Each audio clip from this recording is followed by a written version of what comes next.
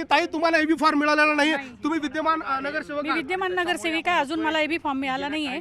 पक्षाची एकनिष्ठ कार्यकर्ती आहे 25 वर्षापासून. आज मी महिला मोर्चा प्रदेश सरचिटणीस आहे आणि पक्षाचे एकनिष्ठ कार्यकर्त्यांना जर असं होत असेल तर मला वाटतं हे थोडंसं, मला सुद्धा खूप वाईट वाटतं या गोष्टीचं. पण एबी फॉर्मची अशा पद्धतीने पळवापळवी, रस्त्यावर असा राडा, हे तर काही मला माहिती नाही. एबी फॉर्मची पळवापळवी झाली, पण मला वाटलं आता एवढा लेट होत आहे, 3 वाजेपर्यंत आपली मुदत आहे, तरी आपल्याला अजून एकही कॉल आलेला नाही पक्षाकडनं, म्हणून मी या ठिकाणी आलेली आहे. परंतु अजूनही काहीच दिसत नाही चित्र.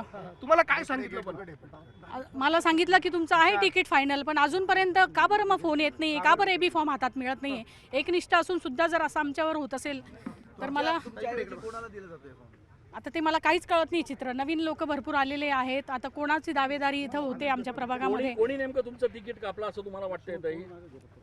आता नवीन लोक भरपूर आलेले आहेत.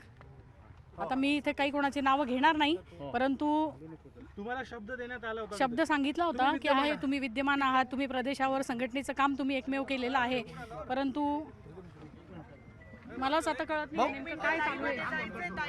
भाऊ, आतमध्ये कोण कोण आहे नेमकं? मला काहीच कल्पना नाही, मला काही कल्पना नाही. तुम्ही त्या गाडीत बसला होता डॉक्टर साहेब? संघटना न्याय देईल कल्पना नाही. मग तुम्ही त्या गाडीत बसला होता डॉक्टर साहेब? आमदार सीमाताई हिरे होत्या. पण त्या गाडीत अचानक बसला. दादा, तुम्ही पण त्या गाडीत होता? दादा, तुम्ही पण त्या गाडीत होता? काय नेमकं घडलं?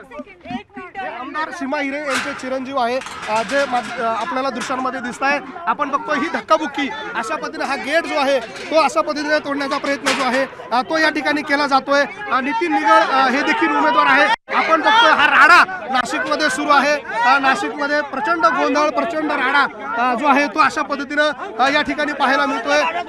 ही प्रचंड घोषणाबाजी. आता गेटमध्ये हा जो बंगला आहे तो एक डॉक्टर विजन नावाचे आहेत, त्यांचा हा बंगला आहे आणि तो बंगला जो आहे त्याच्या बंगल्यावरती अशा पद्धतीचा राडा जो आहे तो आपल्याला दृश्यांमध्ये पाहायला मिळतोय. हा गेट जो आहे तो तोडण्याचा प्रयत्न जो आहे तो केला जातो. ही सगळी दृश्य आहे नाशिकमधली. एकूणच प्रचंड गोंधळ, प्रचंड राडा जो आहे तो भाजपच्या या उमेदवारी वाटपावरून, एबी फॉर्म वाटपावरून झाल्याचं दृश्यांमध्ये पाहायला मिळते. कार्यकर्ते प्रचंड आक्रमक झालेले आहे. ज्या फार्म हाऊसवर हा विजन फार्म नावाचा बंगला आहे आणि या विजन फार्म बंगल्याच्या बाहेर हा सगळा राडा जो आहे तो सुरू आहे आणि हा जो राडा आहे हा आपल्याला पाहायला मिळतोय. हा सगळा राडा जो आहे तो या सगळ्या बंगल्याच्या परिसरामध्ये आहे. ताई, तुम्हाला देखील उमेदवारीचा शब्द दिला होता, नेमकं काय घडलं? 2 मिनिटं दादा बोलते ना. ताई, काय घडलं नेमकं? काय घडलं? काहीच नाही, आता काहीच माहित नाही. लक्ष्मणराव, तुमची उमेदवारी अर्ज कुठे आहे? आमचे उमेदवार आहेत, सगळं सांगतो. 2 मिनिटं फक्त भाऊंना भेटू द्या. भाऊ पण एबी फॉर्म तुम्हाला दिले नाही? दिले नाही अजून. का नाही दिले? आता हे प्रक्रिया पूर्ण केल्यानंतर देतील. तुम्हाला काय शब्द दिला होता? उमेदवारी आम्ही 32 वर्ष आले. आपण बघतोय अशा पद्धतीने गेटवर लाथाबुक्क्या मारल्या जात आहे. प्रचंड गोंधळ जो आहे तो या ठिकाणी उडालेला आहे. आपण बघतोय प्रचंड संताप जो आहे, लाथा मारताय अशा पद्धतीनं जोरदार उड्या मारल्या जात आहे. ही सगळा राडा आपण बघतो गेट तोडून आतमध्ये हे सगळे घुसलेले आहे आणि एकूण प्रचंड गोंधळ, प्रचंड राडा जो आहे तो भाजपचा या ठिकाणी पाहायला मिळतोय. भारतीय जनता पक्षाच्या उमेदवारीवरून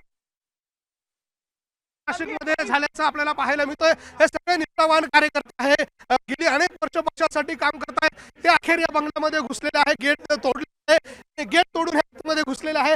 आतमध्ये भाजपचे पदाधिकारी आहे. आपण बघतोय घोषणाबाजी जी आहे ती केली जाते. आतमध्ये भाजपचे शहराध्यक्ष, 2 आमदार आतमध्ये आहे आणि एकूण हा सगळा राडा जो आहे तो या ठिकाणी झाल्याचं दिसतोय.